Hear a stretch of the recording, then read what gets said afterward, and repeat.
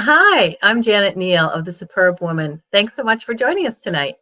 Again, I have a very exciting show tonight with my guest, Joan MacMeekin, who is here live with me and really just literally back from running the New York City Marathon. So I'm very excited to have her here and hear all about her adventures. Before we do that, let me just tell you a little bit about The Superbwoman. Superwoman is all about helping women to understand that they are powerful beings, that it's this innate power that many of us don't realize that we have or that we have been giving it away. And so the intention of the Superwoman is the show in particular is to see examples of women who have learned to take that step back to be before they start doing. And that is a powerful thing. And so I want to share their stories with you. With a lot of women, I want, as a matter of fact, 1,000 women nationwide, women who need to hear this story of empowerment, who need to understand and have the tools to be able to step into their own power. And so I have a campaign going right now called the 1,000 Women Stronger campaign, and I really need your help.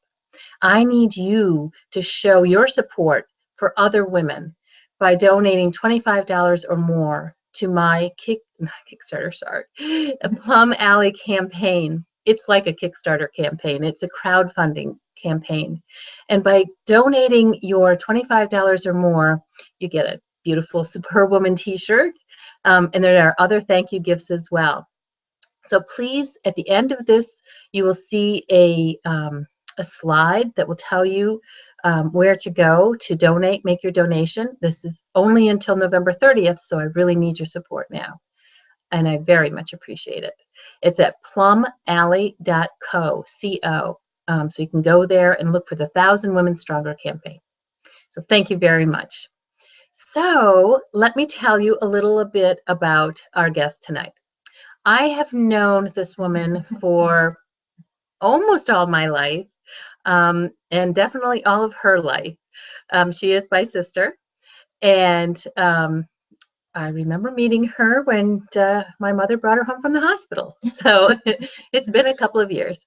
And it just so happened that I'm fortunate enough to have her here visiting Michigan, where she lives and where she is the proprietor of Joan's Upscale Resale, a wonderful consignment shop in Norton Shores, Michigan, if you're ever over that way, because she's here and she just ran the New York City Marathon.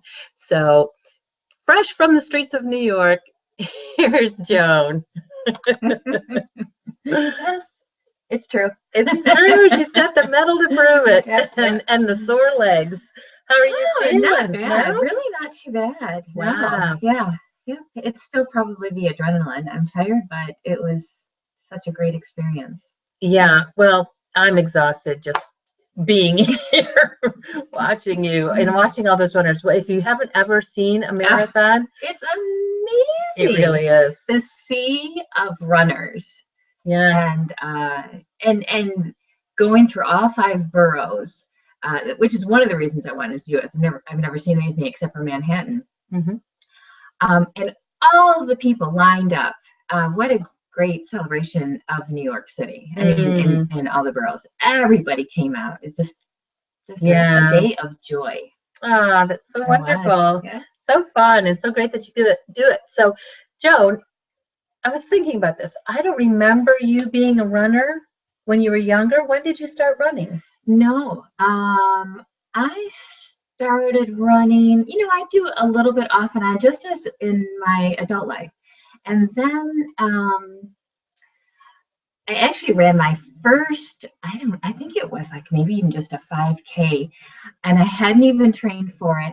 And it was when we lived in Vermont, and it was up in the mountains, and it was just really nuts. And then that's where I started running, was in Burlington, Vermont. But I didn't compete until I moved to Michigan, and a friend of mine said, "Oh, you should just do a 5K," because I just love to run, and I did, and that was very successful. And then I just started running distance, and I just mentioned to somebody that I had done 18 miles, and they're like, "Well, why don't you do a marathon? Yeah. And I said, hey, I think I can. Wow. And so that was it. Wow. Then I signed up and love the whole, a marathon is really something special because it's a whole process. It's a whole mindset. It's a progression of, weeks and weeks of training. And it's so exciting. It's just like in any goal thing, you be running maybe just say 10 miles, and then next week you're going to add on another 2 miles. Well, that 10th mile the week before, you really struggle to hit this one point. The next week, you just fly by. Wow. And you don't even think about it. So it's just so satisfying, as any goal reaching is. And you do it just in increments. And it's such a mental exercise as well. You just realize how strong you are, which is this whole day, this whole weekend has all been about. You do this, and especially today, because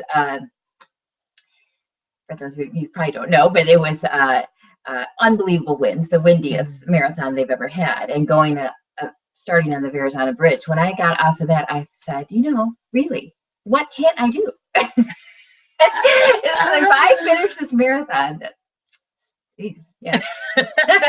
Piece of cake. Piece of cake. Yeah. Wow. Wow. Well, I could natter on about that. It was so exciting. Yeah. Great day. So you were talking about the people and how they Yes. really came out for you. So tell a few stories of the kinds of people that you saw along the way. Oh, it was fabulous. It was, every neighborhood had a flavor. First of all, I saw so many live bands, just beautiful musicians out there. And there was one that was like a whole Japanese drumming corps that was unbelievable. There were a couple of high school things, but mostly it was just adult, great music. There were families all over. There were people just shouting, welcome to Brooklyn. And, it was the pride of where they live and showing it off, which is just, there's some wonderful neighborhoods. But really, I just kept thinking, I think I smiled the entire time. And I'm not a fast runner, so that's a long time. But I just kept repeating in my head, this is just joy. This is just really it was a solid day of joy. I didn't hear anything bad from any of the runners.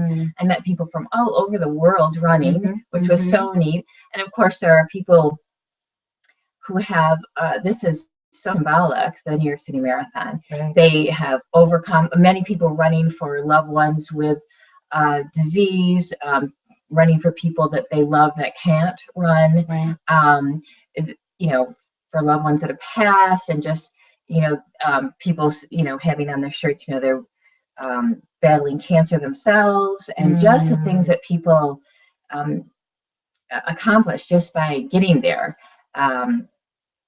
Anyway, it was just such a great lesson of, and this will sound very Pollyanna-ish, but a great lesson of people, that we really can feed off of the energy of each other, and getting back to your point about women, and it's the same thing. We have, if we just take the root of, that positive energy and sharing that and being, little kindnesses and encouragement. Oh my gosh, that's what today was. Everybody was encouraging each other, and it was just such kindness. Yeah.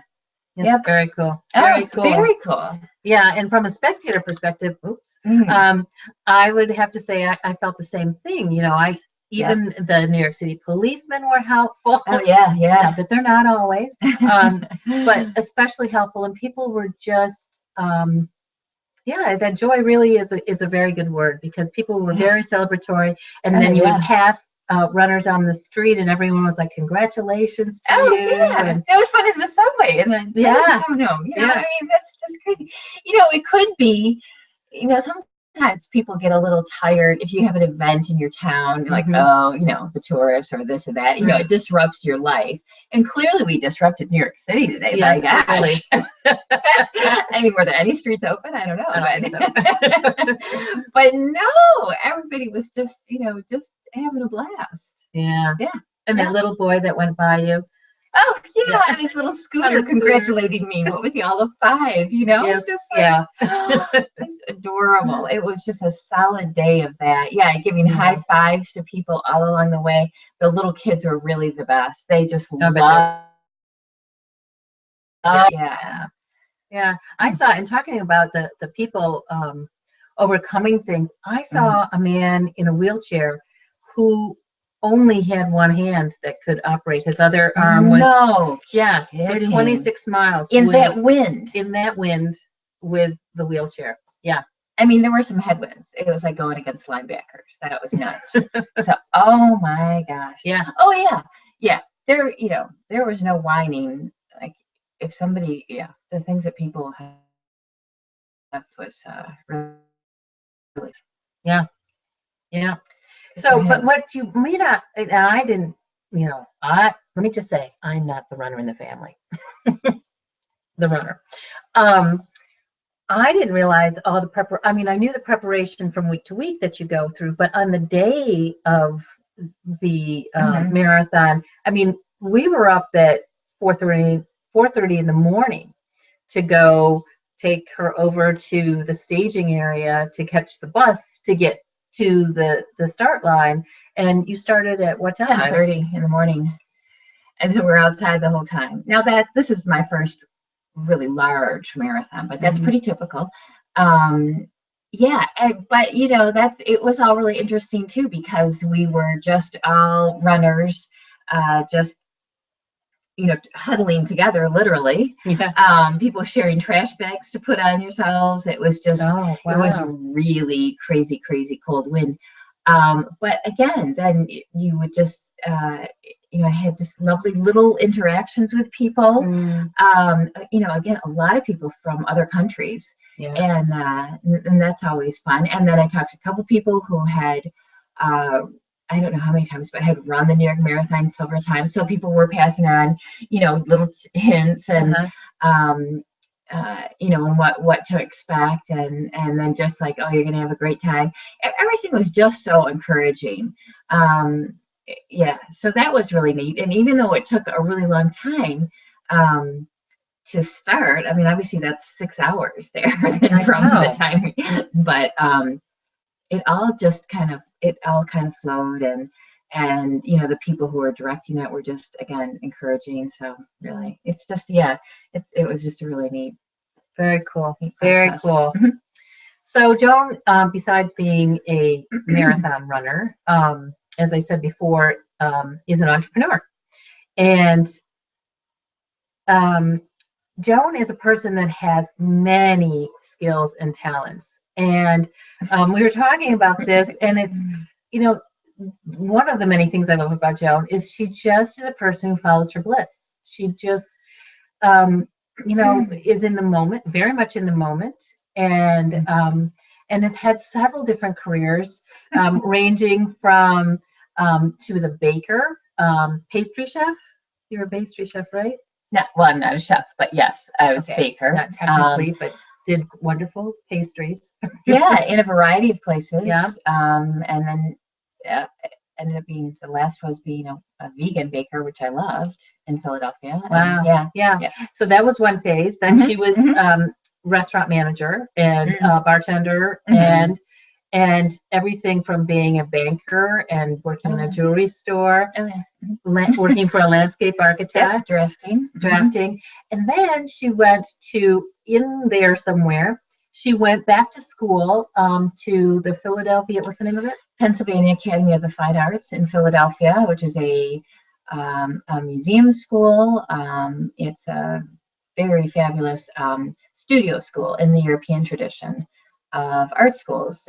Very intense, 4-year program of just teaching. It's not computer stuff. It's just teaching drawing, and there's printmaking, painting, and sculpture. Yes, and Joan's a wonderful sculptor, and in big stone and wood sculptures, carvings. They're beautiful, and even won a juried student art show, and got to go to Greece for a summer to study over there. Yeah, and my So- last year paid for from school, so that that worked out Oh, I quite didn't well. even know that Yeah. one. Mhm. Yeah. Even That better. was scholarship. Yeah. Very nice. Yeah. So Joan, Yes. we were talking about this also. There are a lot of people who have a very hard time moving one thing to another, but you seem to do it with such ease. What what is it that makes you, do you think, be able to do that? I definitely thrive on change. Mm. I find that exciting. I like the new challenge. But, I really think it comes down to a core of confidence. Mm. And, you know, our mom and dad, I'll say our mom especially, we come from a lineage of very strong women, um, sweet women, very strong. And I have just always had a confidence. I mean, it just so that I don't think about if I'm going to fail. And I certainly have not been successful in everything, and I think we have Differing degrees. yes. Having a sense of humor is pretty huge in life, of Yes. course. But I just think it's instilling confidence in somebody, and I don't really have a fear about changing. It's just, what can I do next? I'm trying to figure out what to do next myself right now. And I just, I guess I think I see something, and I think, oh, well, this woman's doing that. I could do that. Now I set myself up because, again, getting back to runners, I was really like enamored with this. Gosh, I want to be that woman. And then I found out she actually won the New York Marathon. Oh, well, and her husband, cool. and she and her husband own a gym, so it's like, I need to find out. I kind of set myself up a little bit too much, but that's probably not going to happen then. But still, I just think it comes back to confidence, which is really important for, I was so blessed to have a mom that, just taught me that. Yeah, and just, you can do anything, even though, there would be doubts about like some of my decisions. Well, we were younger then. But yeah, I just think it's important for all of us. Well, we were speaking about women, to instill that in young women. Mm-hmm. Oh my gosh, what can't you do? Well, and men and young men too, because Right. really, if we all have that confidence of what can't we do, and really, it's so powerful.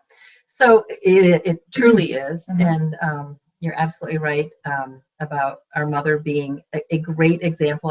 I've shared the story before that, I think I became an entrepreneur because she was an example to us.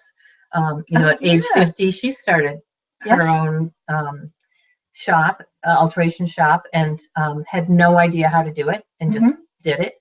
And I thought, exactly like you said, if she can do it, I can do it. So, Right. And I had no Right. idea what I was doing when I did it. So I kind of think that can be best. Ignorance is bliss. I think, that Planning really was reduces good. fears. Well, okay, there is that. That's another way to go. Yeah. So I love that. So that you don't, if failure's not really in your vocabulary at the time when you're thinking of these things, you're just, you're looking at it from an air of curiosity, that you're like, well, what is that like? And what would it be like if I did that? Right.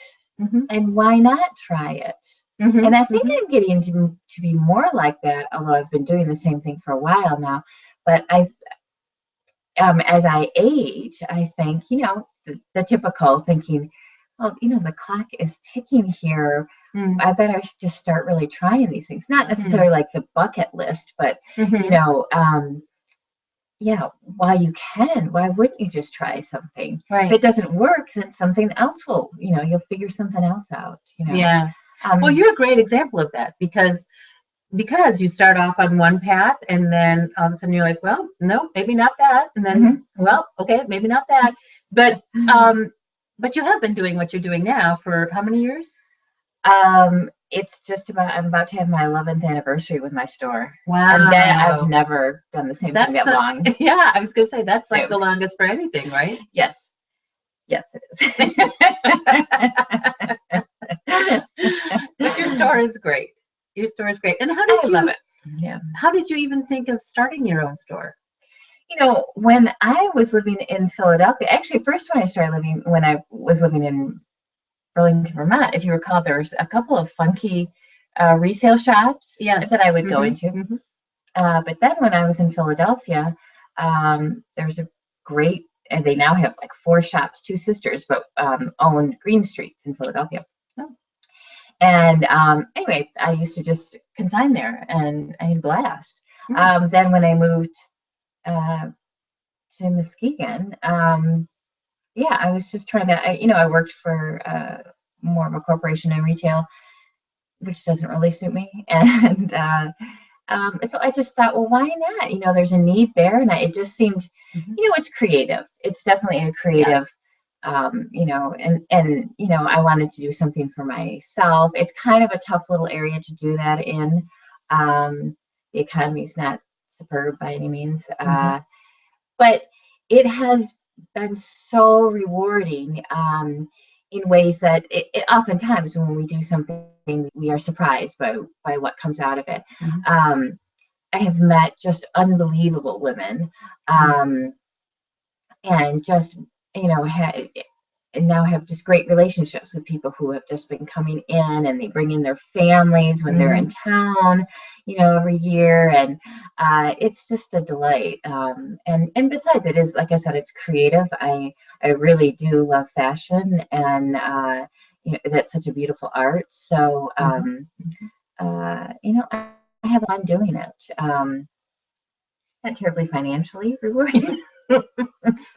That's a whole other story. We could do another show on that. Yeah, that's a consistent thing with me. But again, I believe in quality of life. If I can figure out how to make something work, then I'm going to do that.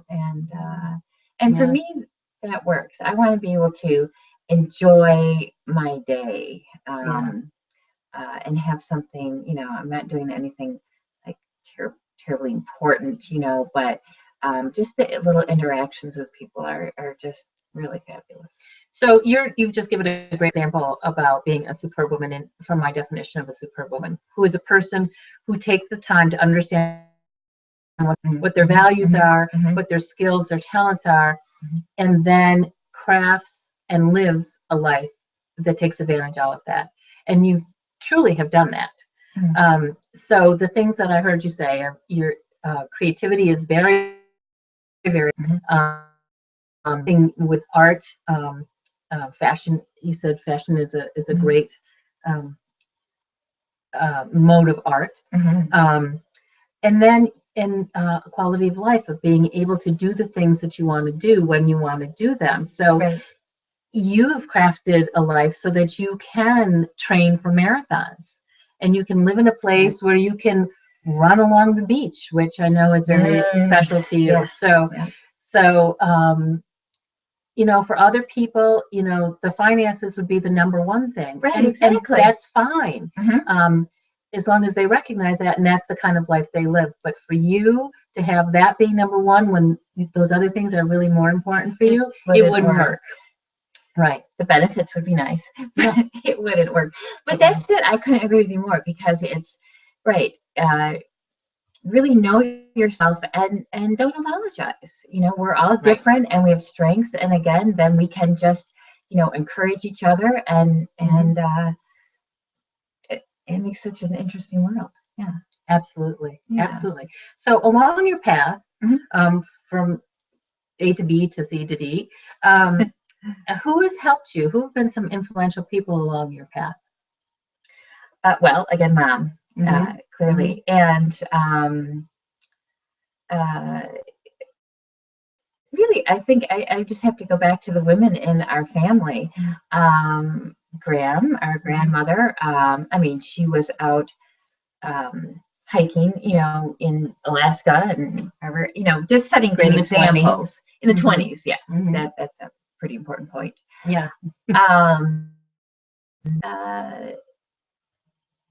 and then I probably, I guess I'm just thinking of our family, but certainly all along the way, there have been people who have encouraged me. I'm thinking about two women that I worked with at a scene in Philadelphia baking, that just all along the way, people, have taught me different skills and just helped the quality of life. And then, going on to the next step. Oh, I just want to go back to this thing because I know at one point when you were very young, moved out to California by yourself. With our other sister. But you found your way, you figured out how to do things so that you are not afraid to ask questions, that you have this curiosity and you're not afraid to ask people how to do it and to put yourself in kind of a vulnerable position that you don't know everything, right? And you're willing to ask for help. Right. Am I right? Oh, yes. I think that actually there's something exciting and yet so uncomfortable about putting yourself out there. But it's such a good exciting because I've had so many experiences where it comes back. Now, and often am an idiot. I'm just saying I'm not apologizing. Well, no. I mean, I do, flop often, but then that's how you learn, and you just keep going, and that simply wouldn't stop me from doing anything. It again just makes for entertaining stories. But yeah, definitely ask questions and reaching out. And I was thinking about that too, bringing this back around to the marathon. I mean, this whole weekend, it was really quite a crazy and I had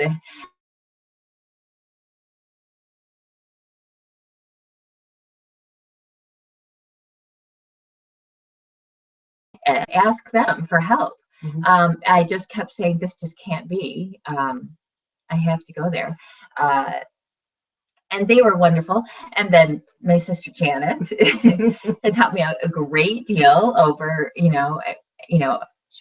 chauffeur at odd times and calming me down of getting over the flights and so it's just realizing, even though I'm such an independent person, it's also realizing that you need help from people. Right. It's asking questions and it's also just extending yourself and that feels pretty good. None of us can by ourselves, and to learn. But yeah, I was thinking about that as I was running. All the people that have helped me to do this weekend, and it's just been a really a life-altering experience. I have to say that. Yeah. So what's next? I don't know. But oh my gosh, definitely realized I love huge marathons. So for sure Chicago, and my goal is to qualify for Boston this year. So I think it's time to do something a little bit different in the career. I think this is going to be a big changing year. I feel it. That's excellent, and I'm very excited. So how does that work for you? How do you just kind of keep your ears open, keep your eyes open, kind of lean into different things? Yes. Definitely. I think when I, even you start to leave it a little bit, then I just start thinking about what is it that I'm really interested in, or how could I kind of just segue what I'm doing.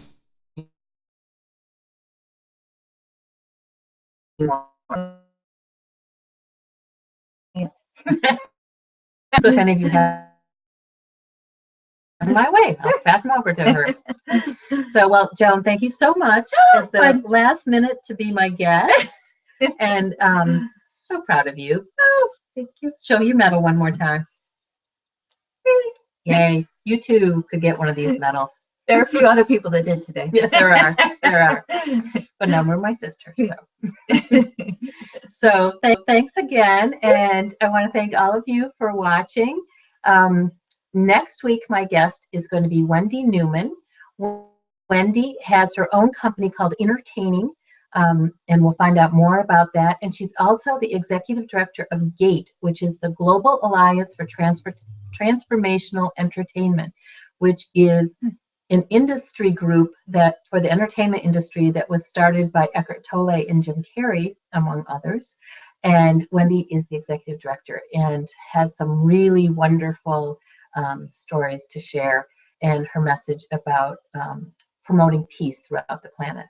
So I'm really excited to have her as my guest next week on Superbwoman Sundays at 7.